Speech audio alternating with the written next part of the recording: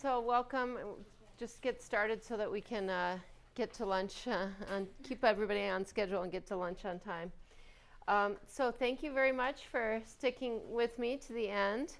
As promised, I'm planning to talk about the security of these lattice-based cryptography systems that we've talked about, RLWE and LWE today. This talk is definitely the talk that has the most notation. It's very hard to explain these attacks without using quite a bit of notation. But there's quite a few kind of high-level themes that I'd like to try to get across. And so hopefully the notation won't be too heavy. But so let me start by reminding you what the learning with errors problem is. Because we say lattice-based cryptography, and then all of a sudden we say LWE, learning with errors, and we show a bunch of polynomials. And so, you know, what are we talking about here? Why are we talking about lattices? Well, the basic way that I described the LWE problem, remember this was without the notation, is that if you have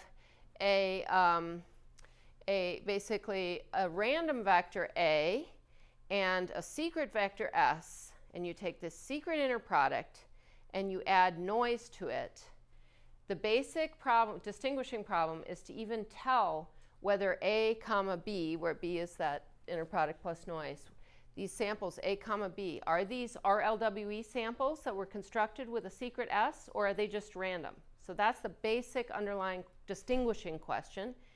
That's usually called decision LWE or distinguishing LWE.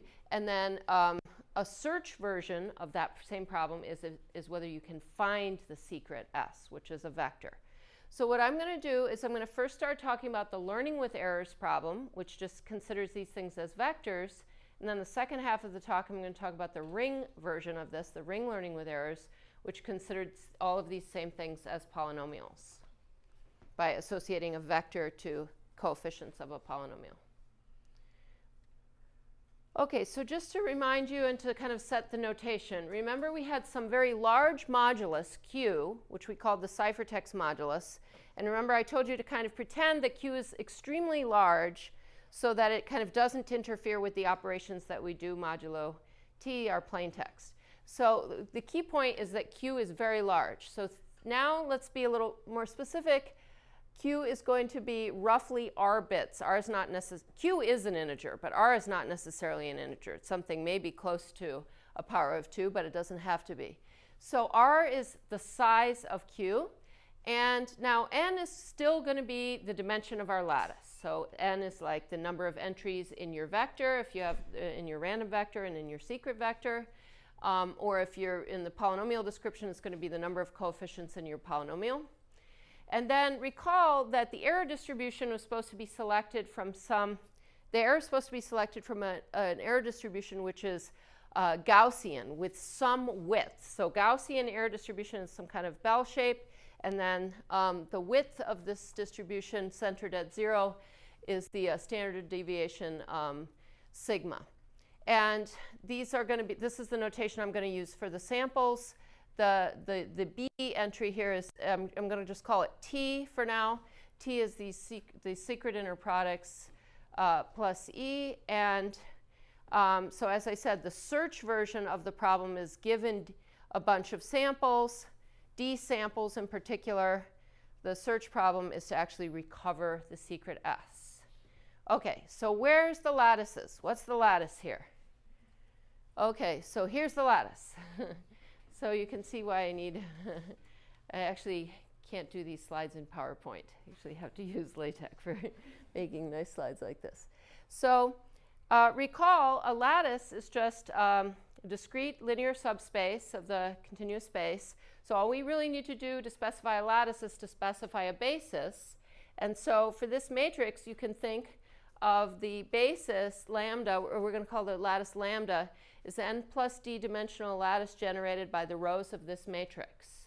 Okay, so why did I pick this matrix? So right now, all you can see about this matrix is down here in the left-hand side, left-hand bottom corner, are the D samples. So, the first entry of the D samples. So remember, a sample is something random, and then this other thing, which is T, which is supposedly A dot S plus E. So here's the D sample. So here we go. There's D of them. And their entries are written vertically. So this is the first A, this is the second A, et cetera. And now what we've done is the Q is in here because we do a lot of things modulo Q.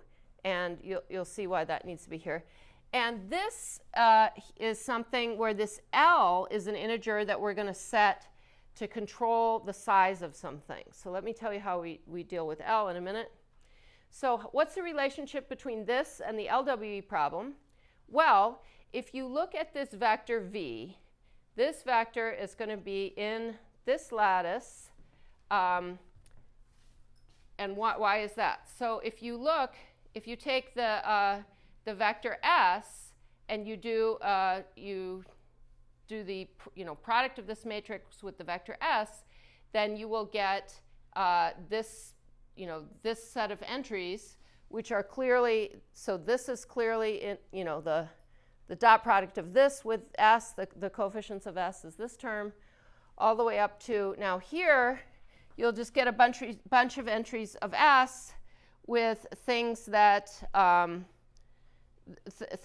potentially small if we make L large. So these guys are going to be all kind of scaled down because of L being large.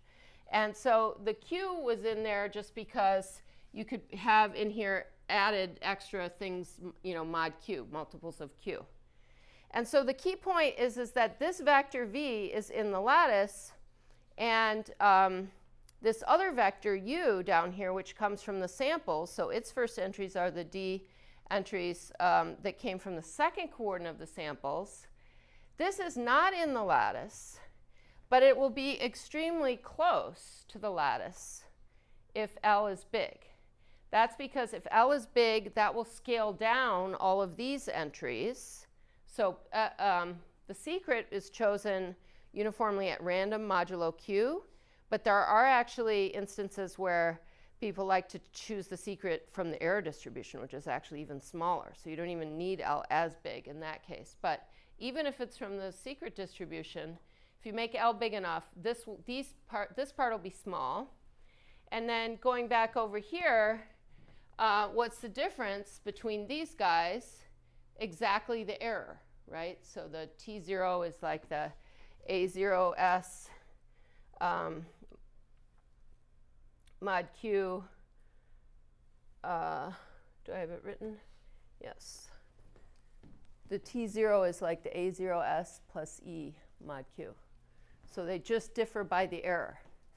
So now we've turned this LWE problem by writing down this matrix. Well, the LWE problem just gave you a bunch of samples. We take the samples, we write down this matrix. Now we have a closest vector problem. So we have this point, and it's not in the lattice, but it's very close to a lattice point. Now we want, if we can use closest vector problem, then we can solve this lattice problem and get this vector. So that's kind of the strategy. And the reason that I like to explain the attack this way is that I find this to be the kind of the easiest way to see the connection between LWE and lattices. And there are a couple of other different attacks that are essentially variants on this. One is called the dual attack, where you try to find a short vector in a dual lattice.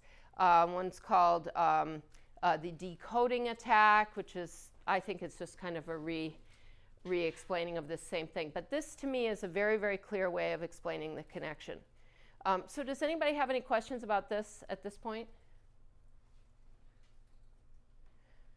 OK, so now we've reduced our problem. We want to understand how hard is it to solve the closest vector problem, and especially under the assumption of these different parameters that we have here. So I'm going to do a little tiny bit of history. So you can take this slide as just an aside. This is just an interesting thing to know. The LLL lattice polynomial time lattice basis reduction algorithm is just a very good algorithm to know because it applies in a lot of different places. So It's about, it's more than 30 years old. The 25-year anniversary conference was a little while back in France. It's the Lenstra-Lovász algorithm. And what it does is it's a polynomial time algorithm for finding a quote-unquote short vector in the lattice. And, well, you say, oh, well, then what's the hardness of lattice problems? The problem is it doesn't find you a very short vector. It finds you a vector which, if the shortest vector has length lambda, the vector that LLL will definitely find has length no more than gamma times lambda, where gamma is no more than 2 to the n over 2. And so this is what we call an exponentially bad approximation factor, because n is the dimension of the lattice, and this is like 2 to the n. So if n is around 1,000, like I told you yesterday, 2 to the 500, that's not a very good approximation, right? Potentially could be better, but it can be asymptotically something like that. So, but on the other hand, it does run in polynomial time, so n is the dimension of the lattice. If, for example, n is 2 to the 10, something like 2 to the 50 is kind of barely reasonable. Not quite reasonable, but getting close if you used a lot of tricks. So I think it's just kind of good to know about the existence of the LLL polynomial time lattice reduction algorithm. And then I did want to make a comment to relate this to Jill's colloquium talk on Monday, which was a very nice kind of framing for this. But did you have a question? I couldn't tell if you're... No, I actually did. So how often is it close to the bound? Like, I mean... I'm going to show you some data on that. I think that's a very interesting question. So, so when Jill talked about the history of n-true, which was definitely the first crypto system introduced by mathematicians working on lattice-based cryptography, she talked about the frustration of some members of the community essentially dismissing the proposal on the basis of LLL lattice basis reduction. Now, from this slide and what I'm about to show you next about the parameters for which the lattice problems are weak, you would think that I said to her after her talk, I said, well, if they understood LLL, then I would have thought that would have been a basis for having confidence in your proposal, because you can see how well it works kind of, as the dimension goes to infinity. And she said, oh, but the problem is they were probably only thinking about it in very small dimension. When n is very small, what happens is, mysteriously, this approximation factor ends up being kind of unreasonably good. So they're probably, I'm just making this up because I wasn't there. This is more than 20 years ago. I wasn't in this community at that time. They're probably running experiments and finding that they were breaking things in very low dimensions, and maybe just not thinking about how this was scaling, or maybe guessing that it was going to scale in a different way than it does. Who knows? I'm just making that up. But the good point is, what I think is kind of interesting, and I said to her afterwards, is that I think the fact that they proposed n-true really generated a lot of interest in this field from the computational number theorists, and there's a whole little industry of people that have been working on improving lattice basis reduction for the last 20 years now, and they've made a lot of progress. And so now we can benefit from that a little bit, and I'll tell you a little bit more. But you saw that also in the development of factoring. I never went into my slides that I had about the sub-exponential algorithms for factoring and the development of that, but you saw essentially that same thing, that factoring was a natural problem that had been around for centuries. But once RSA was proposed, all of a sudden in the 80s, the quadratic sieve, the number field sieve, the general number field sieve, everybody's working on this, making progress, and it was really fantastic to see the amount of work that was done. So I would say the same thing in lattices, is that Jill's proposal of n-true really kind of put a target, put a bullseye on this subject, and got people to really work on it. So, for example, Fang Nguyen and some of his students, so Damien Stele now with the development of FPLLL, which is pretty much the best implementation of LLL that's out there. And what, okay, so I'm not going to give, a whole course on lattice-based reduction here, but let me say what the idea of LLL is, how it works, and then how it was generalized, because that's kind of important for how we set our parameters for our lattice systems today. So LLL has this very, very nice idea at the foundation. It's really this kind of Graham-Schmidt orthogonalization idea. So if you have just like two-dimensional lattice, and you have these really bad basis vectors, really long, skewed, sticking out here. Well, what could you do? Well, you could project one onto the other and then subtract it, right? And now you have something that's still in the same span, and now you would basically do the same thing. You would project the other onto that and subtract. And so you can keep going, and so that's what shows you that in dimension 2, lattice reduction is not at all hard. It's polynomial time, and it gives you a very, very good approximation. So LLL basically generalizes this idea to n dimensions. So now what you're going to do is you're going to 2 by 2, you're going to take and you're going to reduce vectors. So you just keep going, down, down, down, down. So the nice thing is what they were able to prove is that that the algorithm will kind of terminate in a running time that's bounded. I think their original running time was slightly worse than this. And there's been quite a few papers written on that kind of thing.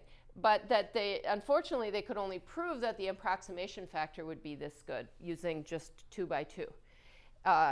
Meaning 2 by 2 meaning taking pairs of vectors at a time and continually reducing pairs with each other. Well, that is what we call the block size 2, meaning 2 vectors at a time. And so the generalization, I believe, is first suggested by BKZ. Sorry, I don't remember the names that correspond to BKZ algorithm. Is that you could use block size other than 2. Now, what that does is that kind of increases the complexity of what you're doing, and it makes it so, since you don't have like the Graham-Schmidt orthogonalization, you may end up having to do kind of a shortest vector problem in these smaller dimensions. Let's say your block size is k. So you'll do kind of iterating these shortest vector problems in k dimensions, where k is smaller.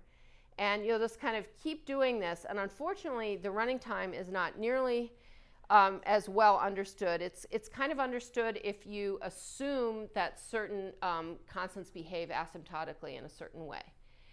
So in other words, so here's LLL, but then in practice, there's something better, which is BKZ, but it has 2 flaws. One flaw is that it is no longer polynomial time. And as you could kind of guess, if it uses actually an exponential shortest vector problem as a building block, it's definitely not polynomial time. But another flaw is kind of the same flaw that this LLL has, which is that you don't really know how good, kind of roughly what you think the approximation factor will scale like as you go to infinity, but we don't really, we can't prove what the approximation factor is. Okay, so that was kind of a little crash course on lattice reduction. And so what we're going to do to attack this closest vector problem is, it's a combination of these things. Just very, very simply, just use LLL, and then Babai's nearest planes algorithm is a kind of a simple way of using this basis to come up with, do some projections and come up with the closest lattice vector. And then it will recover a vector W in the lattice, where the distance, so this mu now is going to be that exponent which was in the gamma, sorry, I'm trying to think why it's 1/4 instead of 1/2. So just think of this exponent from now on as being a mu. So we don't know what it is. It's no worse than, or sorry, without the n, just the 1/2. So it's no worse than 1/2, but I guess in fact, I didn't remember this, but in Babai, it's actually no worse than 1/4. And so we're going to recover a closest vector, which is a W, but is it the one we want? Is it the V that I wrote down on the earlier slide? And so that's what we use L for. Our L was this, let me go back and show this again. So what we really want is for W to actually be equal to V, that the closest vector you find is actually equal to the one that you're looking for. And what we're going to do is we're going to play around with this L to try to assure that we actually find V. And so how do we set this L? Oh, sorry, I think I don't have the L precisely written down. So the way that we're going to set the L has to do with how big Q is. So if Q is 2 to the R, then we actually have a precise bound on how big L has to be in order to assure that V is actually the point that you find.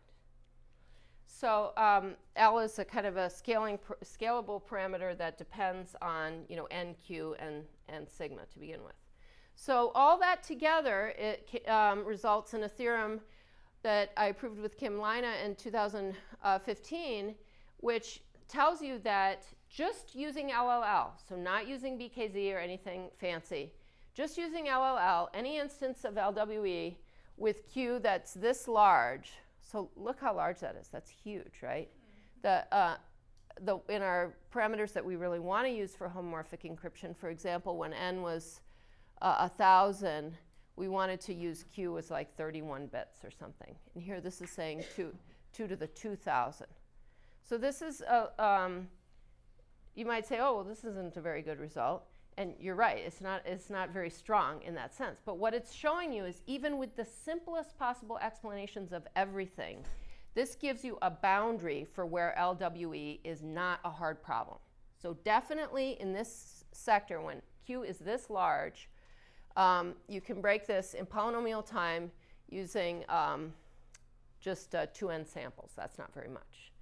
Yes? I forgot what Q is. Oh, Q is the ciphertext modulus. So in particular, it's the size of every entry, like every coefficient of a polynomial or a vector has log Q bits. And it's also, the secret is chosen uniformly at random. Mod Q, that means there's like Q choices for the secret too. Okay. Yeah. So anyway, so this is just kind of, this just give you an idea. Try to relate this to Jill's talk, where they proposed n-true. Some people said n-true's not hard. This is the analogous statement. This is saying, okay, you propose LWE. Here, LWE is not hard in this range, right? So that's the important part is that lattice crypto is flexible, so you change the parameters and things are very different. So the reason I choose to give this explanation is because I think it's very concrete and very accessible. So now, as examples of this theorem, you can just see, like, for example, for small n, so here you're going to have to do lattice basis reduction in dimension n plus d, if you remember that matrix that was there. And d is the number of samples. And so, for example, you could attack instances where, okay, so we had, whatever, 250 samples, fairly small Q here because n is small, and it takes 10 minutes, right? So these are very, very quick, concrete attacks. And then this goes up to, one thing that's kind of cool is that we end up doing LLL actually in dimension 800, which is pretty large. You definitely cannot solve any shortest vector problems in dimension 800. Like the record for shortest vector problems right now is somewhere around dimension 100. It's somewhere between probably 110 and 130. I can't remember exactly. So definitely not 800. And then, there it took a few days. This was a while ago, though, too. So things have gotten faster. This was about 3 years ago. So here's the other reason that I think that this result and this approach that we took was interesting. And this is what I really like to show people. So if you look at this says mu LLL, but this is a mu. This y-axis here represents how good was the approximation factor. So it's actually transforms. I apologize. The formula was a little bit complicated. That transforms the mu the way I wrote it on the previous slide and into this mu sub L, mu sub LLL. So I didn't write it down. So it's not exactly like I said. Mu was less than 0.25, but this isn't exactly the same mu, but it's very related. From just to understand what's going on, just think of this as being mu, like how big is mu. And so what this graph represents, every dot here represents an experiment where we took an LWE instance, we ran the attack that I just showed you, and the dot is red if the attack failed, and it's green if it succeeded. So, and also because we made up all the instances, so we can tell whether we succeeded or not, right? You see, we made it up so we know whether we found the right one or not, right? So what this shows you is that, for example, in fairly small dimension, here we are down dimension around 250, and here's a green dot. So what that means in this graph here is that in that dimension, the mu was no worse than this. And because otherwise the mu is kind of a measure of like when we think we will succeed. Like if the mu that the LLL algorithm finds, if the approximation factor is that good, then we'll succeed. You can do that by just tracing through the parameters in the algorithm. And if the thing is red, that basically means, oh, well, at least for that instance, mu was definitely not good enough. Mu was not below this. Mu had to be somewhere up here. Now, of course, not every instance in the same dimension will necessarily have exactly the same mu, right? LLL runs on different lattices and maybe has slightly different approximation factors on different lattices. And in fact, that's something that we worry about. Do these reduction algorithms work better on certain special lattices than they do on others? And maybe we end up using one of the special ones.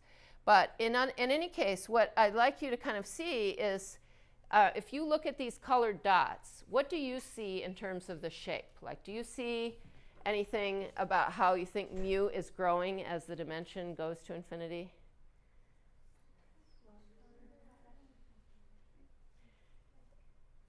To me, it looks like potentially it could be an asymptote. So it could be going like this to infinity, going off here. Now, it could be even, well, it's not going to be worse than the upper bound from the proof of the LLL theorem. But so we don't know exactly how it grows, but one thing is for sure, it's definitely growing, right, as the dimension gets bigger. And the only thing that's pretty kind of cool about these experiments is it's actually hard to understand that constant precisely, right? Because the constant compares the vector that you find in an LLL algorithm with the shortest vector. And if you're in dimension 800, you can't find the shortest vector, so you can't compare them. So it's actually hard to kind of generate data like this. So this data is telling us information about how LLL behaves without having to solve any shortest vector problems, because it's using the attack on our lattice to figure out whether it's the constant was that good or not. So I actually think that this data is just kind of interesting independently, that you can kind of see how the lattice basis reduction algorithms are performing. So that's pretty much all I wanted to say about lattice basis reduction for today. So now let me kind of relate it to what we said yesterday. So yesterday I showed these tables of suggested parameters that we really want to use for homomorphic encryption. And I said that the way you would use one of these tables is you start with how big that you think that you want your n to be, your dimension. And then if you know you need like security level 128, then you would go over here to this column and you would see what Q should be, and you'll make sure that Q is no bigger than what's in this column. So here Q is like 2 to the 31, et cetera. So that's how you use these tables. But now let's take one more step. Let's say you're actually wanting to use homomorphic encryption for something like those demos that I showed you yesterday. So I showed you genomic predictions and image recognition tasks. So what you would do is you would take the task that you want to do, and you would break it down and think about it as follows.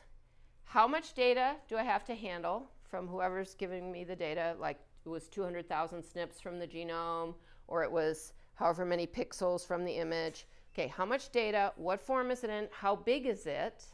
Like the heart attack prediction, that's why I said like how big is a potential value for somebody's weight or age, all of those things. So you take that information about how deep is the circuit, like what's the degree of the polynomial you have to evaluate, and then these are the steps. So this is an actual algorithm that we gave in 2013 for setting parameters for homomorphic encryption.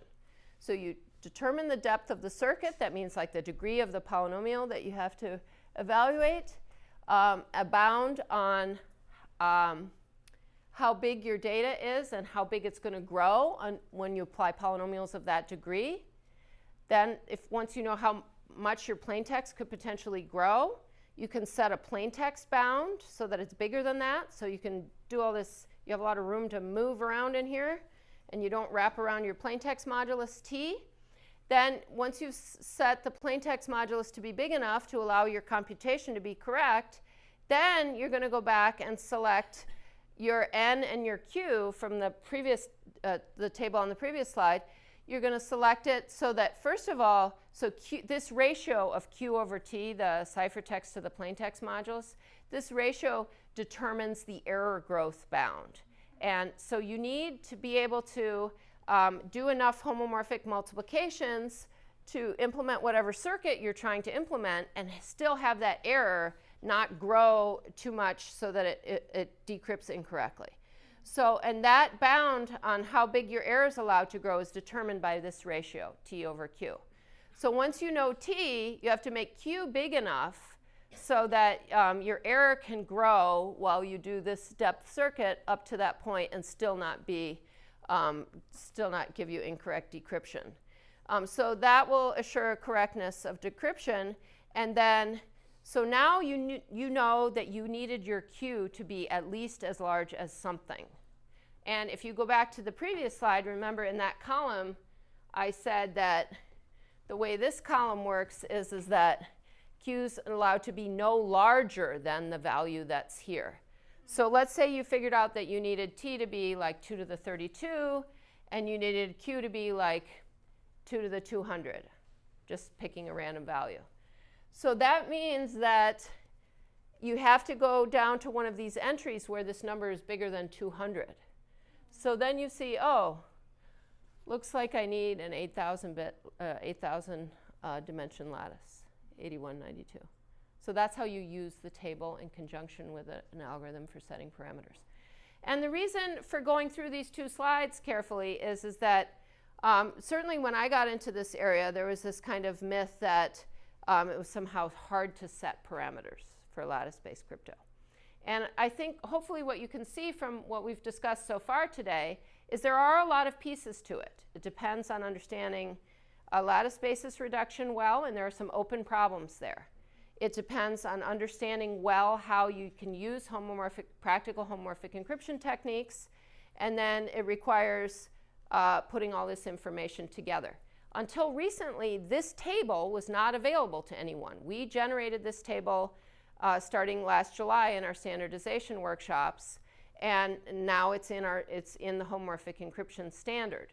So if you weren't an expert, you wouldn't know how to generate this table. But the way, let me just give a little shout out to how this table was generated. These columns are implementations of different lattice reduction-based attacks. So like dual, this finds a short vector in the dual lattice. This is the decoding attack and the unique shortest vector attack.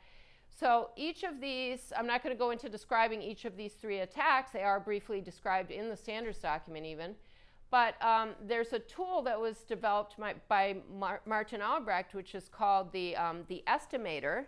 And it uses certain heuristic assumptions about how lattice basis reduction behaves. And it does not actually run these attacks in these dimensions, but it gives an estimate of how long we think the attacks would take to run to achieve a short vector of a specific length. And so that's where these numbers come from. And so this table was possible that we could generate this table because this tool had been created and made public, this estimator tool from Martin Albrecht. So it's another nice example of how the community works together to create tools that everyone can use to help advance the state of the art. Okay, so now I'd like to take kind of the second half of my talk, and I'd like to turn to the ring LWE problem. Now, the ring LWE problem, as I said yesterday, we like to use the ring structure and the polynomial structure because it makes certain things more efficient. We can do more efficient kind of multiplication of polynomials rather than having to do multiplication of matrices. We can also minimize our storage, because storing the coefficients of the polynomial is smaller than storing all the coefficients of the matrix, where the square matrix is like an n by n matrix instead of an n degree n polynomial. So it's n instead of n squared storage, that kind of thing. So why is that possible, just from switching from LWE to RLWE? Well, the reason is because we're using what are called these ideal lattices in this case. So really what it is the lattice, if you write it down, I'm actually not sure if you got to this in the review session yesterday, Serena, but there's the cycloton, or the ideal lattices have a special basis. You did cover that? Yeah. So the ideal lattices have are generated by a matrix, which just looks like the rows being rotated by each other. So now this AS plus E equals B now is actually just polynomial multiplication. A times S plus E is B. And, and again, we're going to have D samples.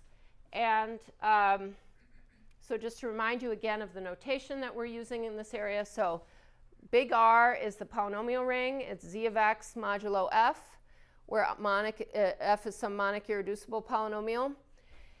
And RQ is just going to be this ring modulo Q, and Q is going to be a prime. And this is our usual notation for the error distribution on here. And then we're given a series of samples. The RLWE problem is just given a series of samples, determine whether they're RLWE samples. So one thing that is an issue is the way that we pick the error. Every time I've told you about how we pick the error so far yesterday and today, I mentioned that we do it coordinate-wise. So in this case, it means that we're doing this error distribution is kind of a discrete Gaussian, but done coordinate-wise on the coefficients of the polynomial. And that's going to be a major issue. I'll come back to that. So the question is, given one of these rings and one of these kind of ideal lattices, are these because you have this extra structure, are these potentially weaker than the generic lattices, the LWE instances? So the kind of brief history is that the ring LWE problem was proposed in a 2010 paper, I believe, in Eurocrypt by Lubashevsky, Pikert, and Regev. And basically around exactly the same time, the Brakersky-Vaikutunathan scheme for homomorphic encryption based on RLWE came out. So this is about, whatever, 8 years ago. And, but what they did is Brakersky-Vaikutunathan stated a slightly different version of ring LWE, which is the one I've been stating here, which is that there's a polynomial description of the ring, and the error is selected according to a Gaussian on the coefficients. Whereas that is not the original statement of the RLWE. The way RLWE is stated, because they have proved security reductions that relate to seeing the lattice as being embedded in Euclidean space. So think of it as being embedded in Rn. And there in Rn, the error should be selected as a spherical Gaussian. Now, here's a problem. In general, if you take a number ring, or a ring like this, and you want to embed it in Rn, we have a nice, let me see, sorry, I'm going to skip a slide ahead. A nice thing called the Minkowski embedding. So Minkowski embedding is something you usually learn about early on in number theory classes. And it just takes a number field and embeds it into, well, you can embed it into complex space by just sending every element alpha to all of its Galois conjugates, which are basically all of its complex embeddings.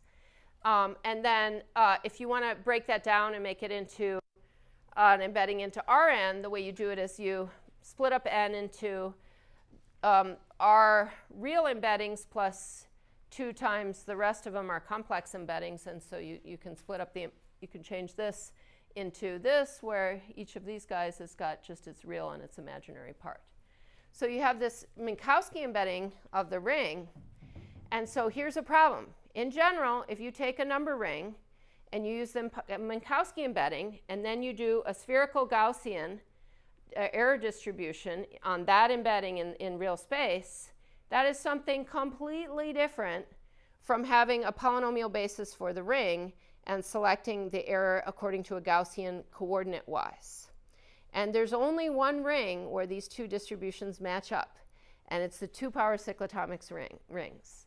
So that's the motivation. That's why we insist on using 2-power cyclotomic rings. But this was not at all understood. This problem was proposed for general rings.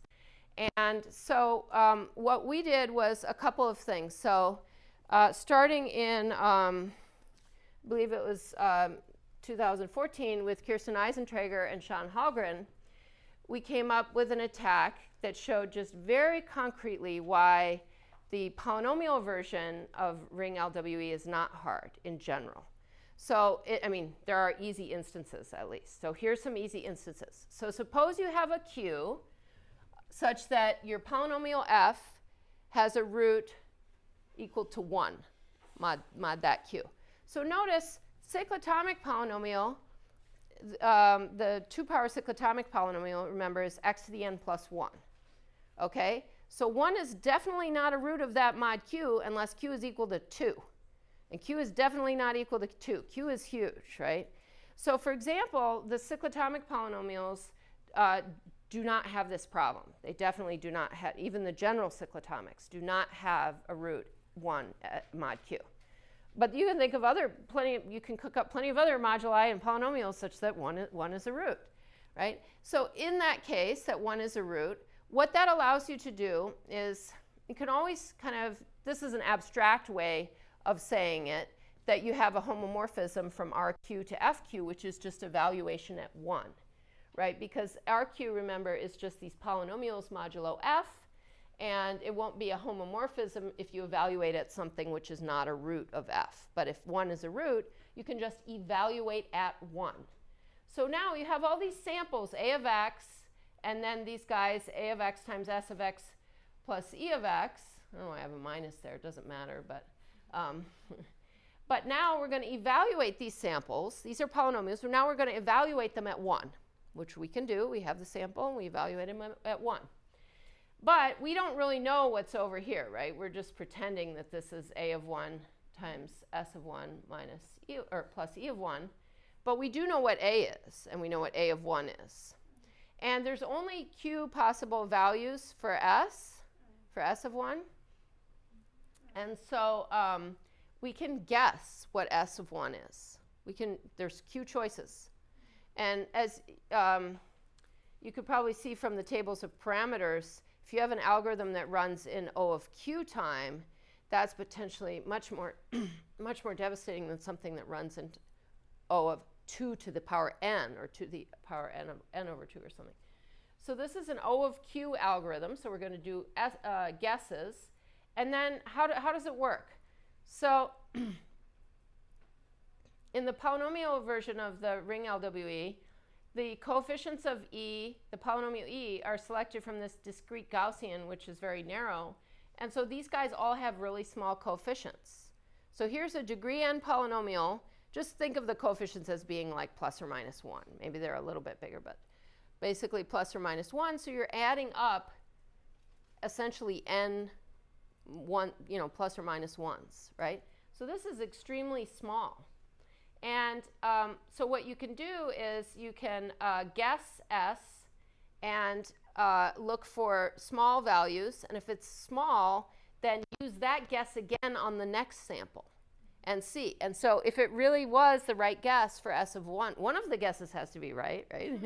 if it's an RLWE sample. And so if you get something small, you keep going and you try the other samples, and you keep going until you find a guess which makes all the samples small. And if you never find a guess that makes all the samples small, then you would just say that you don't think it's an RLWE set of RLWE samples. So this is kind of an O of Q algorithm for the decision version of the polynomial LWE. And it also does give you a little bit of information, because if you're right, it tells you what S of 1 is. So, but we did want to generalize this to the ring version so we could understand the ring version. And that led us to introducing, so now this was actually my Win3 project from 2014 with Kate Stang and Yara Elias and Aiken Osman. So what we did was we wanted to generalize this, and we made a couple of different things. So the original attack just created some homomorphism which evaluated at 1, and it was distinguishable. But another thing you could imagine is, what if the value, you had some root x that you could evaluate at that determines the polynomial, and the value of that homomorphism, imagine that instead of just being small, it's in FQ. Imagine that it just has small order. Small order means, like, as you keep raising it to different powers, you don't hit all of FQ. You just hit some small subgroup. So that's also kind of distinguishable if it happens repeatedly. So that was something that we had actually suggested in the original paper, and we looked into it. And we were able to find families that were weak with respect to this property. So I think the theorem was something like this, that if you had sigma is going to be the usual, the parameter which is the width of the Gaussian and the Minkowski embedding. Now M, this is why I tried to explain about the difference between the Minkowski embedding and the polynomial basis for a ring. So here you're going to have basically two different bases for this same ring, viewed in two different ways, but there's a change of basis matrix between them, and we're going to call that capital M. And we defined something which we call, in this paper, we defined something which we called the spectral norm.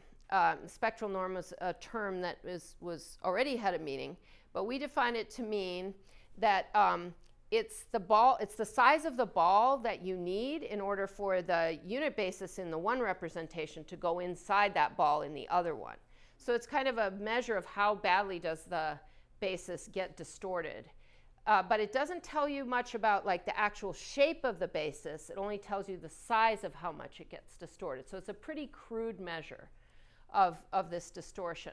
But anyway, so we call this thing a spectral norm. And it's something that you can measure basically by, computing the change of basis matrix and looking at the determinant. And so, like the theorem that we had, the basic general theorem that we had is that if you have some ring of integers generated by beta, and Q is a prime such that the minimal polynomial has root 1 mod Q, and the spectral norm satisfies this, then not just the polynomial version of the LWE problem, but actually the ring version, meaning the one that's embedded in the Euclidean space, is weak. And so that we could solve the actual RLWE decision problem in O of L times Q. So again, it was like O of Q. The previous one was O of Q, where L is the number of samples. Okay, so we're kind of like taking steps. So now we're up to, we can show lots of weak instances for the decision version of the RLWE problem. But what we would like to say is, what about the search version? What about actually finding the secret? And so in work that came out of this project later with an intern, Hao Chen, continued working with Kate Stang, and in a series of 2 papers, we actually extended these ideas and showed a search version on the actual RLWE problem for lots of different rings. So one thing we were able to do is show like a whole asymptotic family of rings that were weak. And another thing we were able to do is show actual attacks on cyclotomic rings, not the 2-power cyclotomic rings, but other cyclotomic rings at special primes. So there are a lot of different variants of what we were able to do, but it was using, extensions of these ideas. And there were 2 key extensions in this follow-up work which are kind of interesting to mention. So one thing you might have noticed, and this is a general topic that I was never very good at in graduate school, but it's kind of interesting, which is that here, what does it mean to be a distinguishing attack? You're trying to decide whether something is random or not. Well, how do you do that?